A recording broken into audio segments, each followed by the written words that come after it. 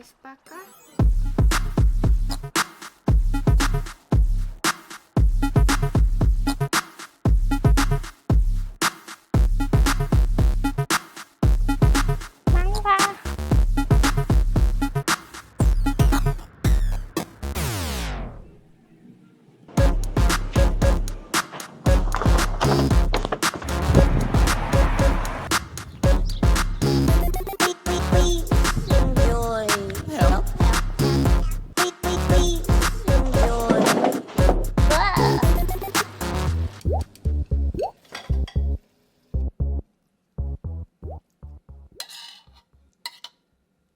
Gosh, if I can be honest, I'm a little bit fed up with how many vlogs I've pushed out lately. And don't get me wrong though, I love vlogging, but I also miss cooking videos so much.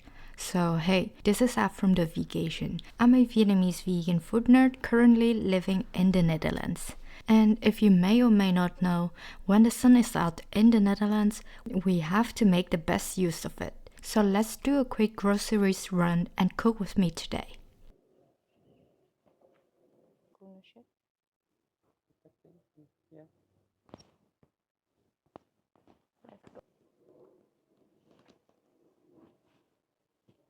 Check đi nó.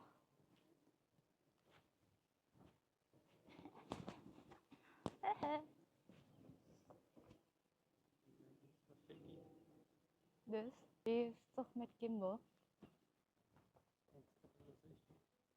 Je moet gewoon zo maar lopen.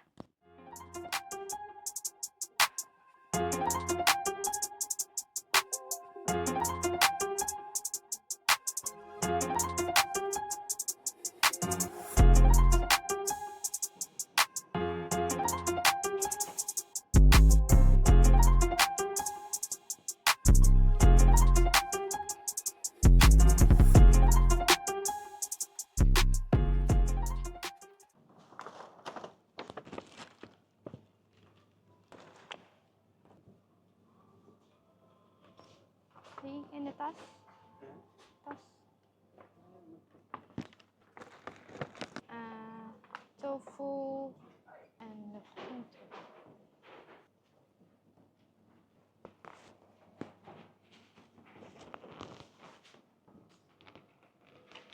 Tofu.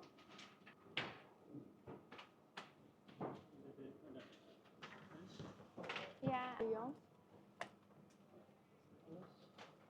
Ja, let's go.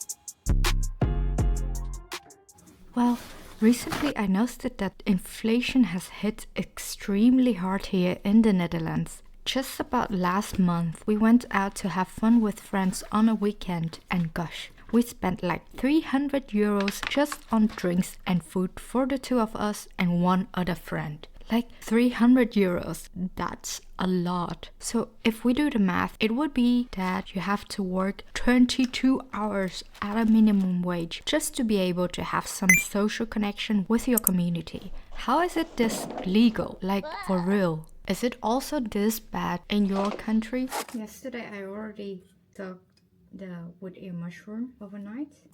Well, you don't have to soak the wood ear mushroom overnight. You can just soak it in hot water. It will work perfectly. Yesterday I wanted to make something with wood ear mushroom, but then I ended up not using it. So I just let it soak overnight.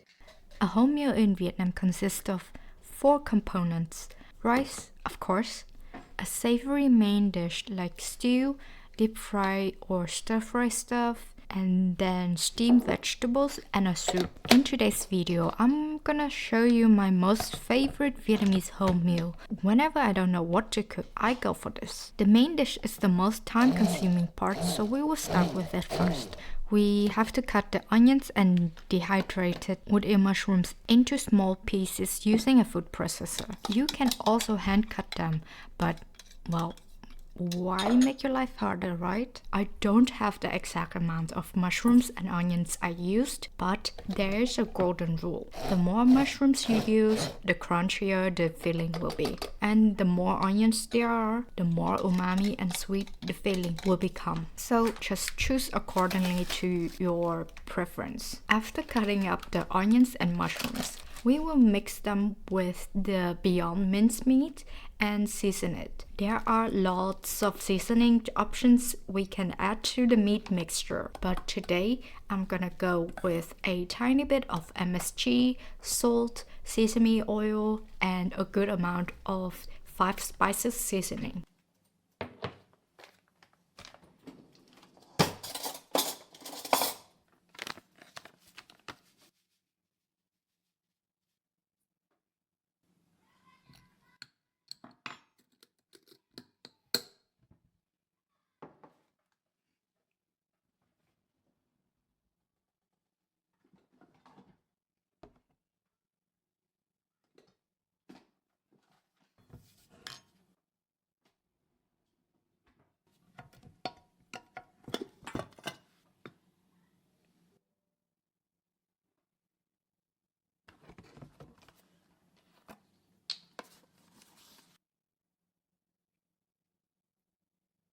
What I love about Beyond Meat is that we can easily form it into different shapes without using an extra binding agent. But just to be sure, we will add some cornstarch to help it stick well together. Oh, wait. I think I forgot something.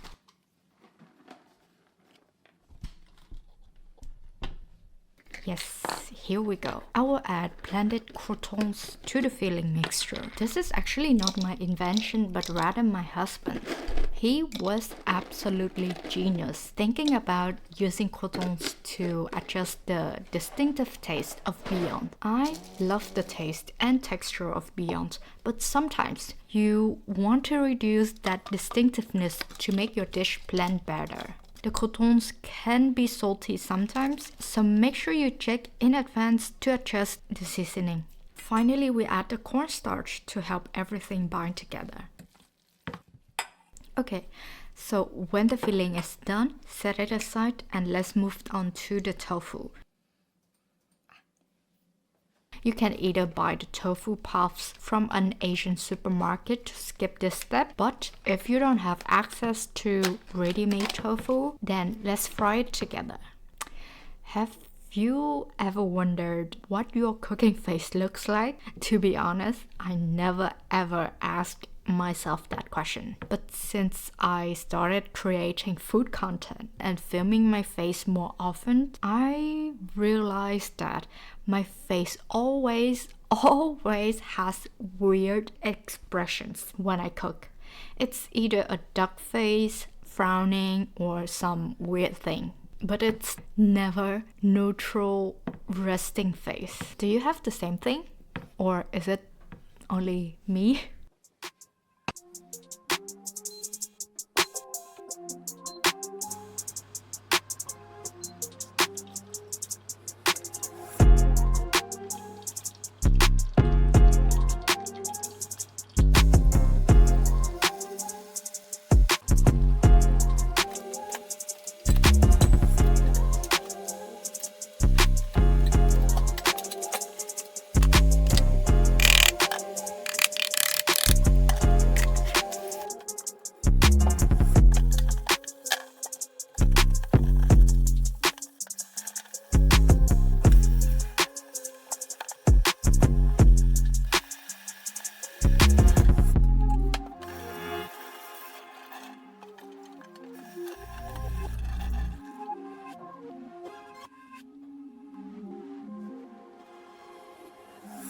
Okay, so now your tofu is done.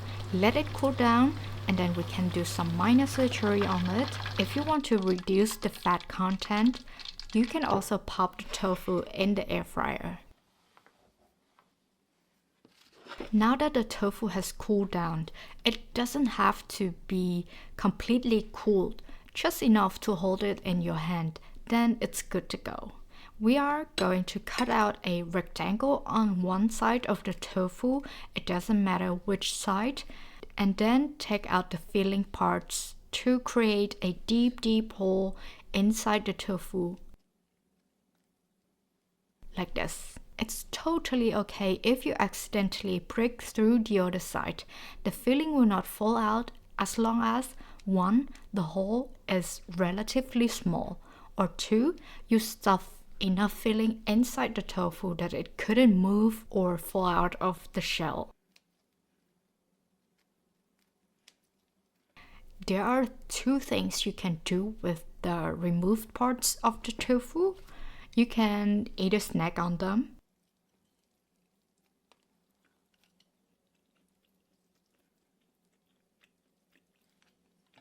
or add them to the filling mixture. The tofu will give the beyond filling a fluffy texture like a crab cake if you have ever tried it before.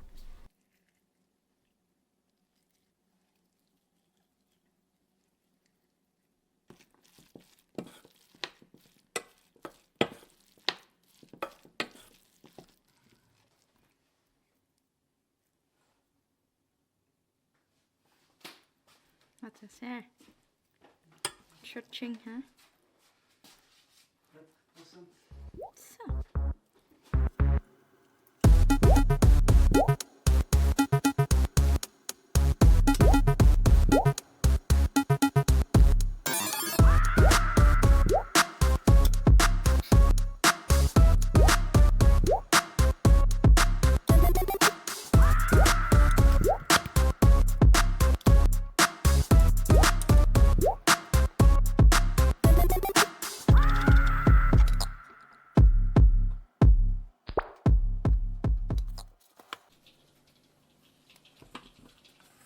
I still have a lot of filling over, so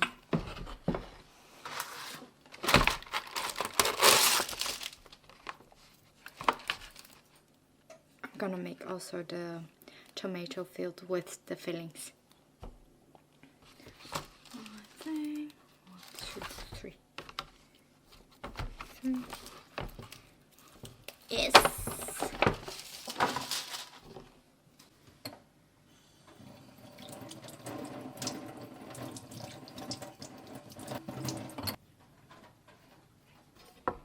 Gosh, you don't know how much I miss the old days when my knife was still so sharp that I could cut tomatoes in one go. But yeah, considering how clumsy I am with everything, maybe it's better to use this dull knife. I didn't throw the tomato seeds and meat away since we are gonna need this for the sauce later.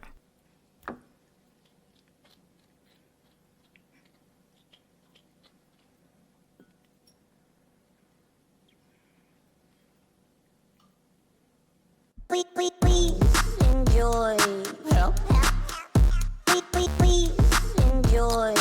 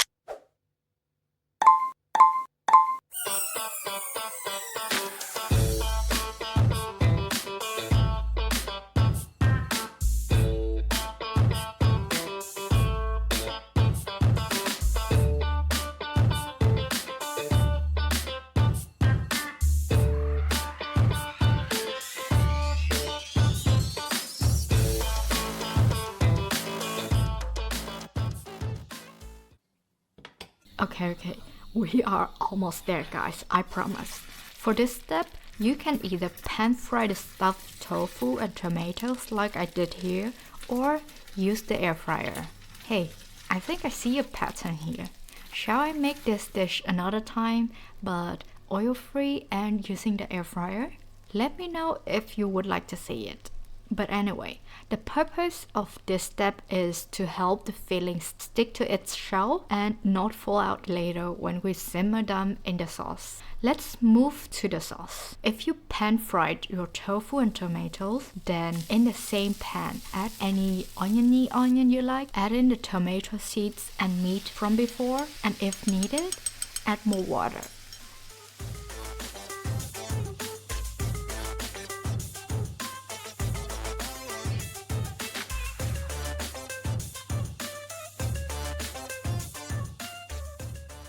Season the sauce with salt, pepper, MSG, of course optional but highly recommended, and a little bit of Maggi.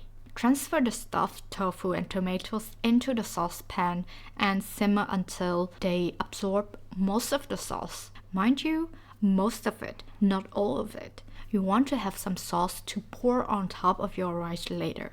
That's the best part of this dish, believe me.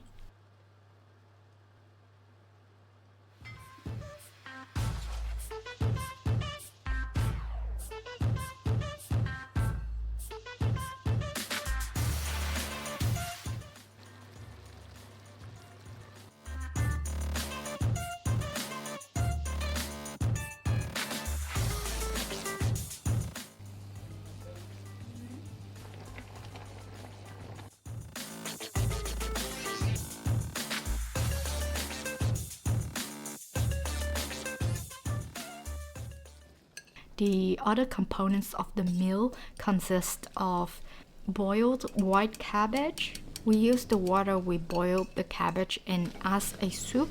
I also added 1 tomato to increase the umami flavor as well as season the soup with bouillon cubes.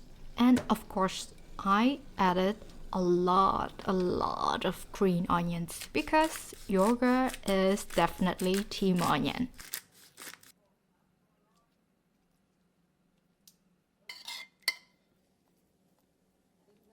Thế cái rice bag á.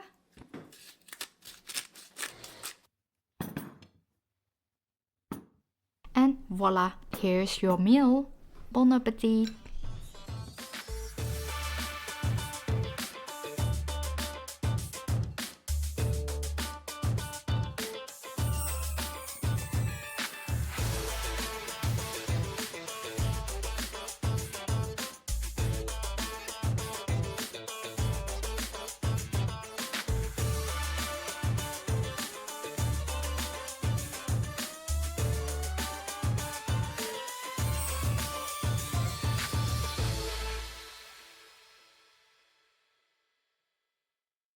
Bye bye.